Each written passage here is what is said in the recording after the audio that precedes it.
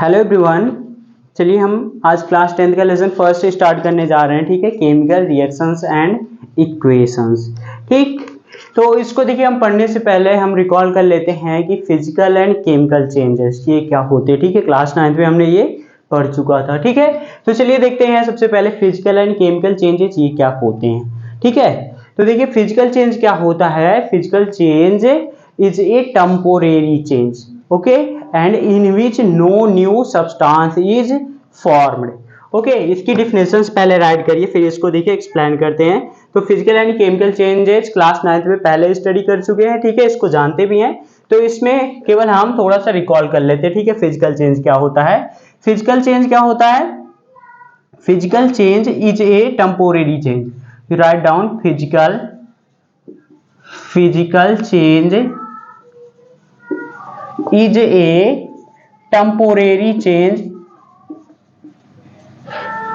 a temporary change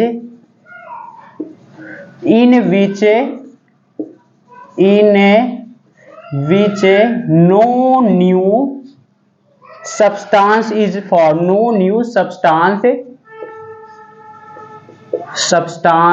is formed. Okay, and the chemical composition of and the chemical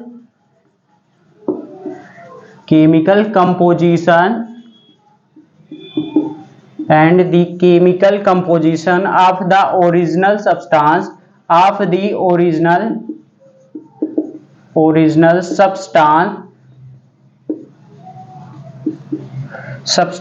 remains the same. Okay, remains the same. ठीक है, simply जानते क्या physical change is a temporary change in which no new substance is formed and the chemical composition of the original substance remains the same. Example देखते हैं। For example, ठीक है, for example हम कह सकते हैं melting of ice. Okay, melting of ice H2O in the form of solid.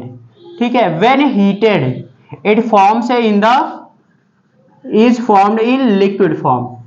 Okay, so this is the example of melting of ice. Again, okay, means vaporization of water. Here it's a state change. Okay, not the composition. Okay, the composition of the original substance remains the same. Here composition same, only state changes. ठीक है, तो physical change होता है। Simply समझ गए ना physical change. ये जानते थे कि देखिए फिजिकल चेंज ऐसा चेंज होता है जिसको हम वापस प्राप्त कर सकते हैं। ठीक है, उस प्रोडक्ट को रिएक्टेंट पे वापस हम उसको प्राप्त कर सकते हैं। Okay, and second one is chemical change. Heading डालिएगा chemical change.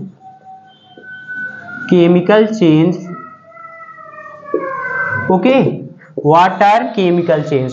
So chemical change is a permanent change. Chemical change is a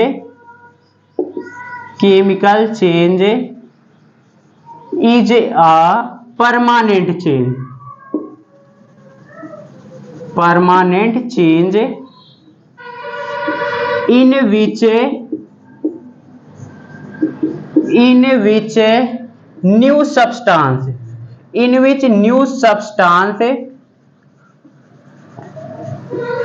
in which new substance with new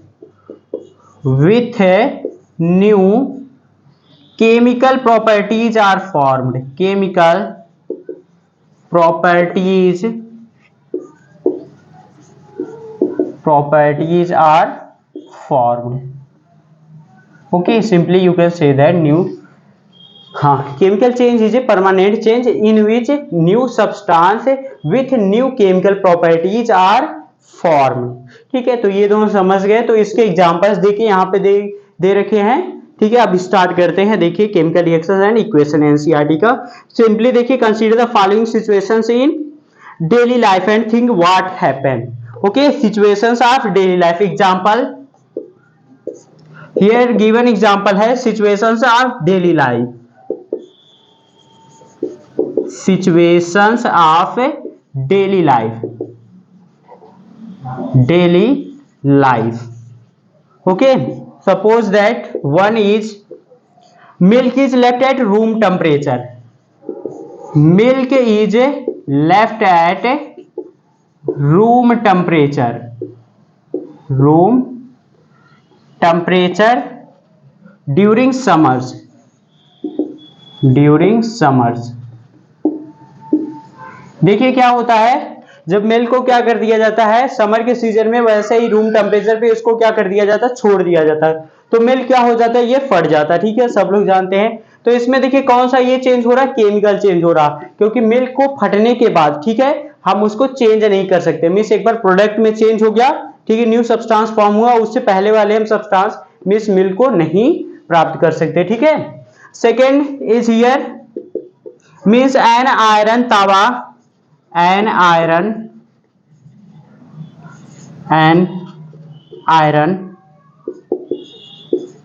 iron तावा, ओके, पैन या फिर nail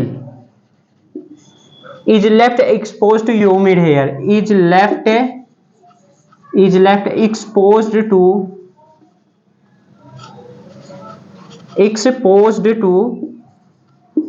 humid air, humid air और atmosphere. Okay, suppose करिए क्या करते हैं, iron तावा है, पेन है या फिर नेल को हम ह्यूमिड एटमॉस्फेयर में छोड़ देते तो उस पर रस्ट लग जाते, ठीक है, जंग लग जाते, तो ये भी क्या है, ये केमिकल चेंज हो रहे हैं। ठीक है, and third one is grapes get fermented. Third one is grapes get fermented, grapes get fermented. Fourth one is food get digested in our body. Food gets digested in our body. Okay, these are the examples of chemical changes. And last one is, fifth one is we respire. 1 2 3 4 5. Okay, we respire means respiration is also a chemical change. Okay, and sixth one is food is cooked. Food is cooked means food को क्या करते हैं, cook करते हैं। तो देखिए यहाँ पे जितने ये एग्जांपल्स लिखे गए हैं, दिए गए हैं, तो इन सब में क्या हो रहा है, ये क्या है, सिचुएशंस ऑफ डेली लाइफ है, डेली लाइफ के एग्जांपल्स हैं। ठीक है, तो इन सब में क्या हो रहा है, केमिकल चेंज हो रहे हैं, मीन्स न्यू सब्सटेंस फॉर्म हो रहे हैं। ठीक है, तो इसमें समझ गए। तो वी रेस्पायर, रेस्पिरेशन में क्या करते हैं, हम ऑक्सीजन को लेते हैं और कार्बन डाइऑक्साइड को रिलीज करते हैं।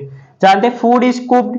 अब देखिए फूड एक बार कुक्ड हो गया, फिर उससे फूड हमको नहीं मिल सकता, तो ये भी है food get digested in our body, ये भी क्या है, केमिकल चेंज है। ठीक है, ग्रेप्स गेट फर्मेंटेड, ग्रेप्स का फर्मेंटेशन हो रहा है, ये भी क्या केमिकल चेंज का एग्जांपल्स है। ठीक है, और ये भी है एंड ये भी है। ठीक, तो simply we can say that whenever a chemical change occur, ठीक है, we can say that a chemical reaction has taken place. Okay, whenever a chemical change occur, we can say that whenever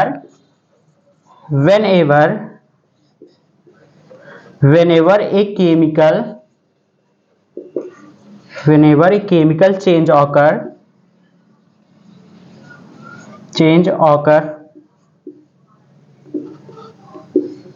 whenever a chemical change occurs, we can say that a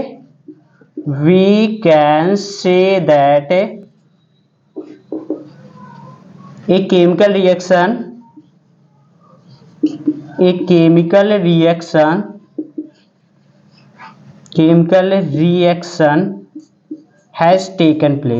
has taken place, okay. तो simply हम क्या कह सकते हैं, जब कभी भी क्या होता है केमिकल रिएक्शन आकर करता है, तो हम कह सकते हैं कि केमिकल रिएक्शन टेक प्लेस किया, मीन्स इसमें क्या हुआ, केमिकल रिएक्शन हुआ है। ठीक है, तभी ये क्या हो रहा है, whenever a chemical change occur, जब कभी भी क्या होता है केमिकल चेंज ऑकर करता है, तो simply we can say that chemical reaction has taken place, तो वहां पे क्या हो रहा है, केमिकल रिएक्शन हो रहा है। ठीक, तो इतना देखिए कंफर्म हो गया ना हमारा physical change and chemical change. And ये this is very very important. ठीक है, whenever chemical change occur we can say that a chemical reaction has taken place. Okay, अब आप क्या करिए, हेडिंग डालिए केमिकल रिएक्शन। ओके, हाँ ठीक है, हेडिंग डालिए केमिकल रिएक्शंस। देखिए केमिकल रिएक्शन क्या होता है, chemical reactions are the process in which new substance with new properties are formed from one or more substances. Okay, तो इसकी डिफिनेशन से ये राइट डाउन कर लीजिएगा, chemical reactions are the process, okay, chemical reactions, chemical reactions are the process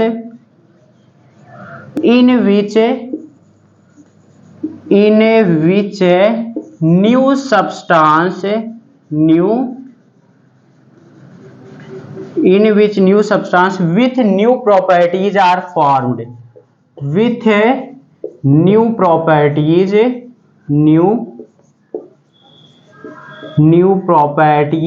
are formed, okay, formed from one or more substances। ठीक है, simply chemical reactions क्या होते हैं, देखिए chemical reactions are the process in which new substance, okay, in which new substance with new properties are formed from one or more substances are called chemical reactions। ठीक है, simply समझ गए। अब देखिए केमिकल रिएक्शंस में और भी बातें आपको ध्यान रखनी है कि केमिकल रिएक्शंस में क्या होता है, during a chemical reactions only arrangement of atom take place, means rearrangement of atom take place. ठीक है, मीन्स क्या होता है केमिकल रिएक्शंस में केवल क्या होते हैं, rearrangement of atoms take place करते हैं कि जो एटम है वो क्या करता है, रीअरेंज हो जाते हैं। ठीक है, अब वो दूसरा ये एलिमेंट नहीं बदलेगा। ठीक है, दूसरे मीन्स एटम में वो नहीं फॉर्म होगा। सिंपली यहाँ पे देखिए राइट कर रहे हैं, फिर इसको समझा रहे हैं। ठीक है, ड्यूरिंग अ केमिकल रिएक्शन, यहाँ पे राइट डाउन कर लीजिएगा इसमें, during a chemical reaction,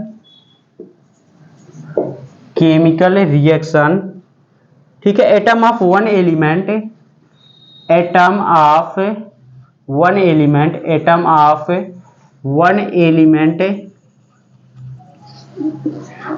okay, do not change into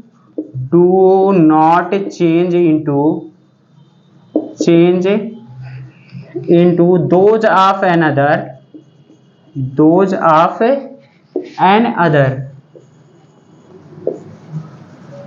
during chemical reaction atom of one element do not change into those of another element। ठीक है, इसका मतलब समझे कि means chemical reaction, during a chemical reaction atom of one element do not change into those of another element, means एक element क्या हो जाएगा दूसरे एलिमेंट में नहीं बदलेगा। ठीक है, ये समझ रहे हैं। ओनली क्या होता है, only are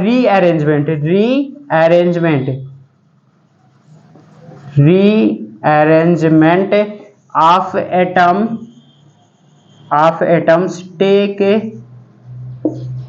takes place in a chemical reaction।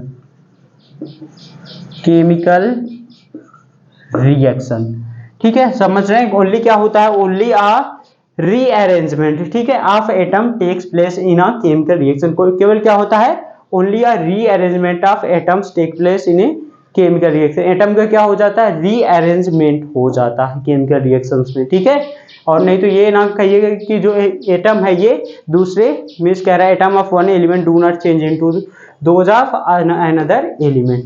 ठीक है, हाँ, तो सपोज हम क्या करते हैं, अभी यहाँ पे देखिए एक एग्जांपल लेते हैं। ठीक है, एग्जांपल देखिए ये ले रहे हैं, सपोज करिए मैग्नीशियम है। ठीक है, मैग्नीशियम ये क्या कर रहा है, ऑक्सीजन के साथ रिएक्ट कर रहा है। ठीक है, यहाँ पे इसको क्या कर रहे हैं, हीट कर रहे हैं, तो क्या बनाएगा ये magnesium oxide.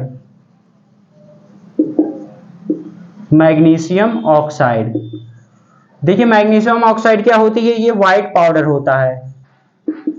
White powder,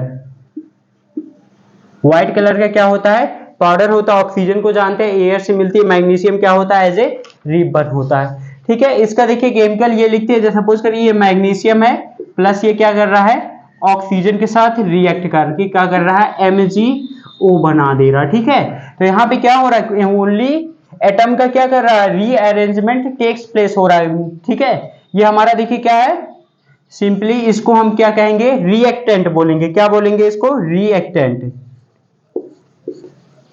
reactants बोलेंगे। और जो हमारा इधर ये फॉर्म्ड होगा इसको क्या बोलते हैं, product.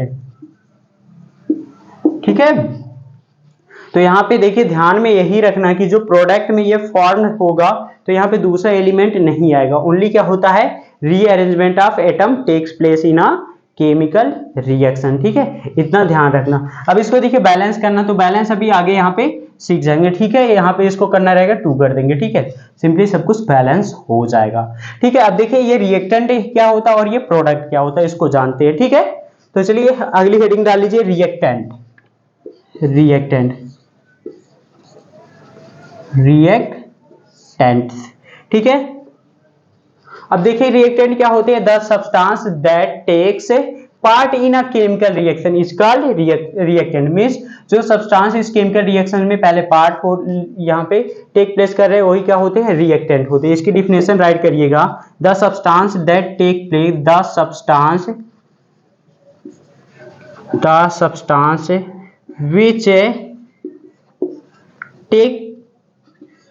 which take part in a chemical reaction is called, या are called, okay are write करें क्योंकि यहाँ पे बहुत सारे यहाँ पे रिएक्टेंट होते हैं, आर कॉल्ड रिएक्टेंट। ठीक है, रिएक्टेंट क्या होते हैं, the substance which take part in a chemical reaction are called reactant. Means देखिए क्या होते हैं, वे सब्सटेंस जो केमिकल रिएक्शन के पार्ट होते हैं, मींस पहले ही जो पार्ट में ये लेते हैं, टेक प्लेस करते हैं, वही क्या होते हैं, रिएक्टेंट होते हैं। तो यहाँ पे मैग्नीशियम और ये ऑक्सीजन क्या हो गया, रिएक्टेंट हो गया। ठीक है, एंड प्रोडक्ट क्या होता है, प्रोडक्ट की हेडिंग डालेंगे। ठीक है, देखिए जो न्यू सब्सटेंस क्या होता है, प्रोड्यूस्ड होता है। ठीक है, इन केमिकल रिएक्शन में वही क्या होता है, हमारा प्रोडक्ट होता है। ठीक है, तो इसकी डिफिनेशन राइट डाउन करेंगे, the new substance produced, the new substance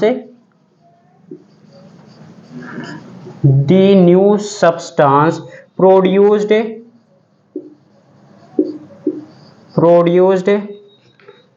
as a result of chemical reaction, as a result of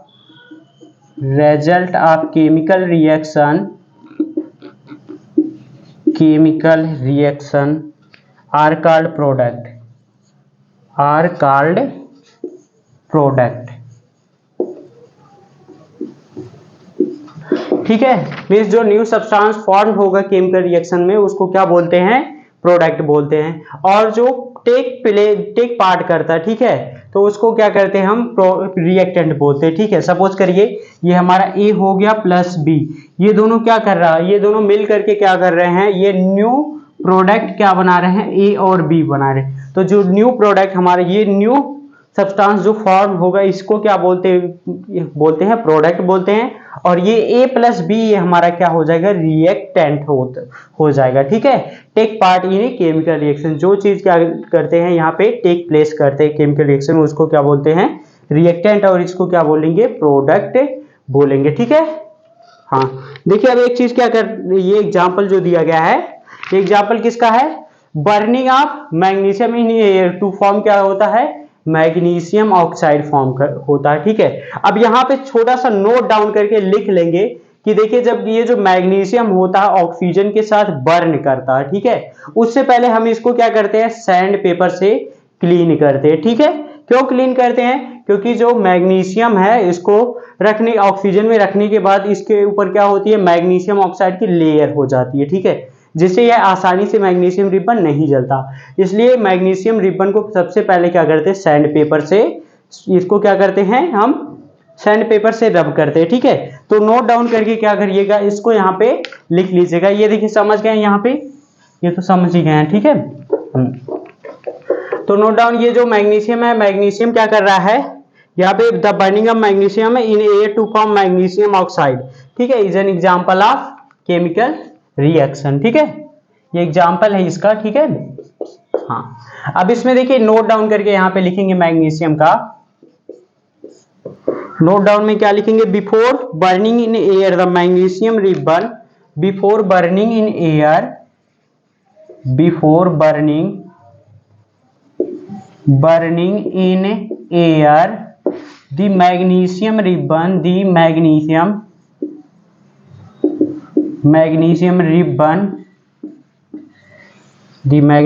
ribbon is cleaned by rubbing,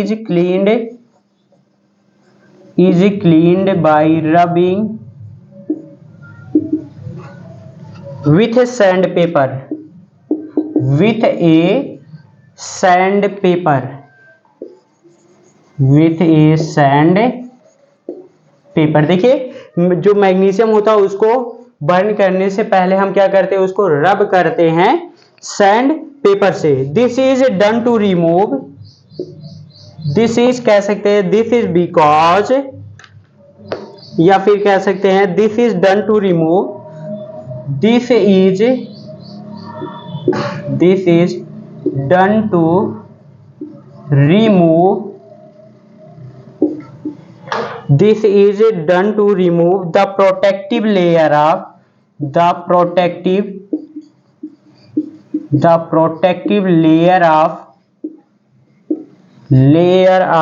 magnesium oxide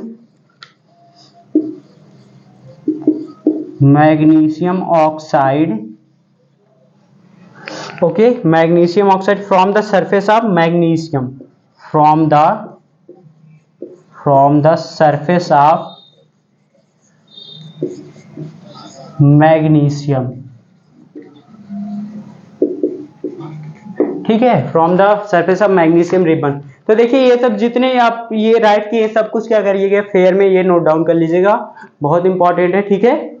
हाँ, तो देखिए यहाँ पे हमने यही बताया था कि ये नोट करके लिखिएगा कि क्योंकि मैग्नीशियम को बर्न करने से पहले क्या किया जाता है, उसको सैंड पेपर से उसको क्लीन किया जाता है। क्यों क्लीन किया जाता है, क्योंकि मैग्नीशियम की जो ऑक्साइड, मैग्नीशियम को ऑक्सीजन मींस एयर में रखने से वो क्या कर लेती है, मैग्नीशियम ऑक्साइड, ये प्रोटेक्टिव लेयर है, इसको फॉर्म कर लेती है, जिसको हम क्या करते हैं, जो ये सैंड पेपर होता है, सैंड पेपर से हम क्या करते हैं, इसकी ऑक्साइड को क्या करते हैं, क्लीन करते हैं, ठीक है, मींस उसको हटा देते हैं। तो मैग्नीशियम क्या कर लेता है, इजिली ये बर्न करता है, ठीक है। तो आई होप ये आप समझ ही गए होंगे, ठीक है। तो ये था सिंपली, ये जनरल इंट्रोडक्शन ही था इसका, ठीक है। तो कल से देखिए स्टार्ट करेंगे कैरेक्टरिस्टिक ऑफ केमिकल रिएक्शंस, ठीक है। तो अभी के लिए इतना ही, ओके, थैंक यू। अगर कहीं पे कोई डाउट है तो आप कमेंट में पूछेगा, उसको बताएंगे, ओके, थैंक यू।